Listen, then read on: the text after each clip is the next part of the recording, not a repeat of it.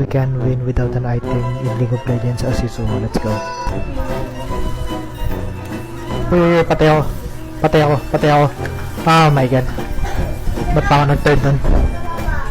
Kaya dali mamatay dito sa Yasuo eh. Na nga.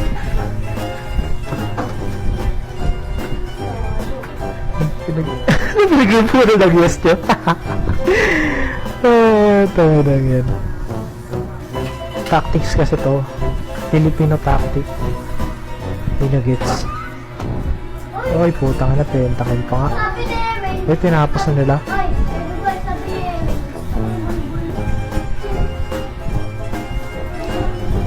Hindi na tinapos na itong Trundle. Parang niya din tinapos yan. Wala na.